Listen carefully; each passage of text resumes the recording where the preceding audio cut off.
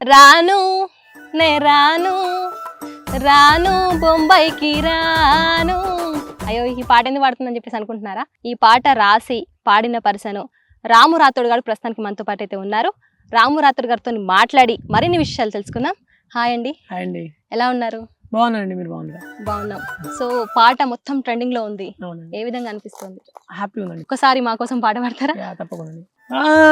అద్దాల మేడలున్నాయే, మేడల్లా మంచి సీరలున్నాయే, సీరంచు రైకలున్నాయే, కొనిపిత్తా నాతో బొంబాయి రాయే.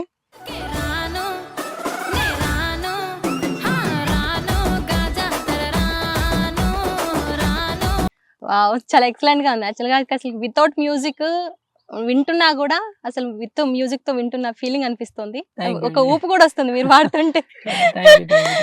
సో దాదాపు ఒక రోజుకి కొన్ని మిలియన్స్ వ్యూస్ వస్తున్నాయి. అవును. సో పాట రాసే ముందు ఎక్స్పెక్ట్ చేశారా అంటే ఈ రేంజ్ లో ఉంటుందని చెప్పేసి? ఎక్స్పెక్ట్ చేశానండి. అంటే లైక్ ప్రజెంట్ ఉన్న సిచ్యువేషన్ ఏంటంటే కంప్లీట్ గా మంచి ఫోక్ జోనర్ లో ఆడియన్స్ కి సాంగ్ కావాలని చెప్పేసి నేను అనుకున్నా. అండ్ మా ప్రొడ్యూసర్ కూడా వల్లి గారు అదే అడిగారు.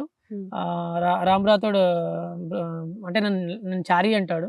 ఓకే. మా ఇద్దరు బాండింగ్ ఎలా ఉంటుంది అంటే చారీ గారు రావు గారు అని ఆ కాన్సెప్ట్ లో మా ఇద్దరిది ఉంటుంది. సో మీ ఫ్రెండ్లీగా నాకు ఈ సాంగ్ కావాలి, ఇట్లా కావాలి, ఫోక్ కావాలి అంటే మరి నా దగ్గర ఉందన్న ఈ పాట ఒకసారి విను అంటే సాంగ్ హమ్ చేసి వినిపించినప్పుడు అసలు అదిరిపోయింది. ఇది నెక్స్ట్ లెవెల్ ఉంటుంది, ఖచ్చితంగా ఒక ఉర్రు తలూపిస్తుంది ఖచ్చితంగా ఆడియన్స్ని అని చెప్పి ఆయన ఆ టైంలోనే ఎక్స్పెక్ట్ చేసిండు. అండ్ నేను కూడా చెప్పిన. సో అది అనుకొని